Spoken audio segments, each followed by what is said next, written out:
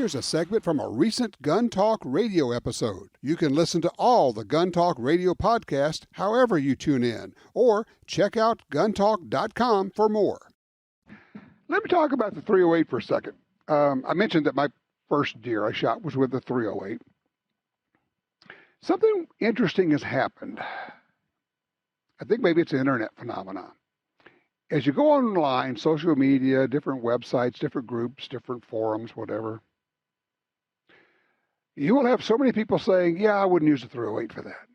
I would not use the 308 on elk. I would really want something more powerful. And I look at that and think, have you ever hunted elk? Have you ever hunted anything? The 308 is one of the great rifle cartridges of all time. It is a short 30-06. And yes, people will say, oh yeah, it's not quite as, yeah, I know. It's 100 feet per second difference, maybe. It is inherently more accurate than a 30-06. It was the sniper round for decades for American military. They've gone to other calibers now. And if you absolutely positively need to shoot something at 1,000 yards, there are other choices that are better now. But if you're wanting to shoot an animal, a critter, at 400 yards and inside, and I don't care if it's a deer or an antelope or a sheep or an elk, yes, elk, or a moose, yes, moose, the 308 is going to do it for you. Would I use it on a grizzly? Oh, yes, I would. Would it be my first choice? No. I mean, I would take a 338 probably. But if you said, hey, I got a free grizzly hunt for you and you got to use a 308, I'd just say, let's go. Put good bullets in it, get good penetration, hit them in the right place. Simple as that. 308 is an awesome cartridge. Kendall, South Dakota. What you got there, Kendall?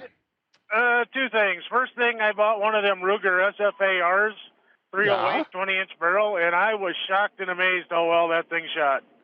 Cool. It's sub half inch. Problem is, I put a 1-6 on it, Vortex, PST2. I thought, light carbine thing, close range. And it actually, since the rifle shoots that good, it needs a little more scope. But I don't want to. I know. Tell you, I got some advice. Before you change your scope out, try this. Go take that thing out and shoot it at 300 or 400 yards with a 6-power scope.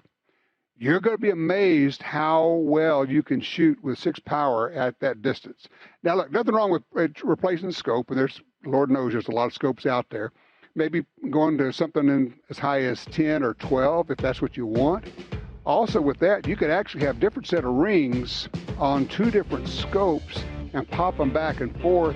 Chances are you're going to be repeatable and be able to get back on target. Now you can swap from your low-powered variable to a higher-powered scope, depending on what you're doing, and pop them right in there. But yeah, the Ruger SFAR in 308 is a terrific platform. I like it as a home defense, but actually, it'd be great for hunting or anything else you want to do, like, having fun at the range.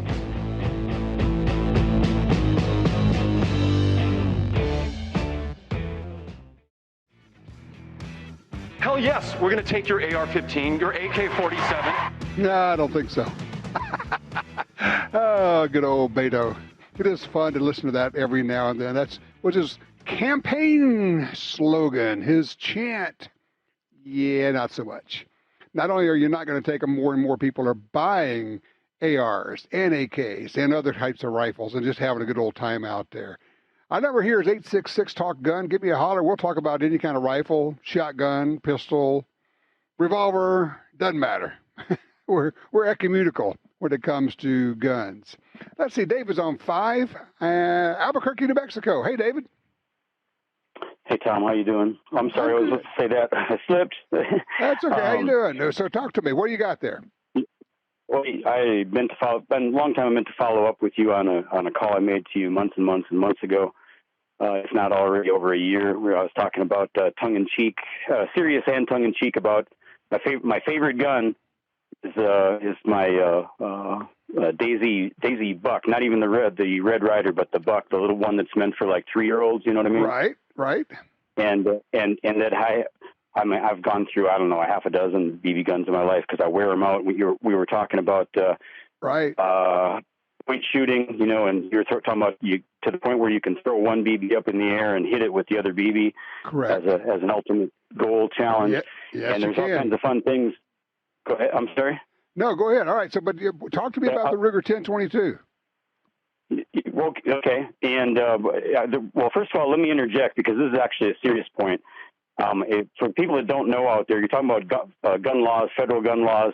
And what I was telling you about the Daisy Buck is that I wear these things out. I had that one for 3-4 years, and I shoot tens of thousands of rounds of BBs through it. And it's good training, and it's lots of fun, and also keeps the cows that like to bust my fence down out of my yard. And I literally worked this Daisy Buck until the stock broke off of it. I'm not talking about the bolts fell out, but the stock just broke off, and then it finally stopped functioning altogether. I went to Walmart to replace it. I brought it up to the checkout, and I happened to have misplaced my ID for a period of like a week or two till I found where I set it down at home. And I went to Walmart to buy it. I didn't have my ID on it, and they wouldn't sell me a Daisy Buck BB gun for $30 because and I asked why I needed my ID when I look several times the legal age, and they said, it's quote, the clerk said, quote, the federal government classifies it as a firearm, end quote. Well, of course, I mean, we know he's wrong because the federal government does not classify BB guns as firearms because there's no propellant in there, and he's wrong. But right. You do run into these idiots out there. David, look, I appreciate it. I'm not going to have time to get into the 1022. That story took up more of the time than we had. I'm going to grab Mike real quickly in Minnesota. Hey, Mike, very quickly, we need your thoughts here. Christmas present and a great 22, the Browning BL-22, little lever action, works for left-hander, right-hander, just a super little gun, and someday I think I'm going to buy my 9 grandkids each one of those for Christmas. Oh, what a great idea. A lever action 22 is a terrific idea. Thank you, Mike. I appreciate that. David earlier mentioned the Daisy Red Ryder in passing. One of the things in this little Christmas movie that the Gun Talk crew did, and it's just funny as it can be, is you get to look at a tactical Red Ryder, actually a couple of them, used for defense against cow ghosts.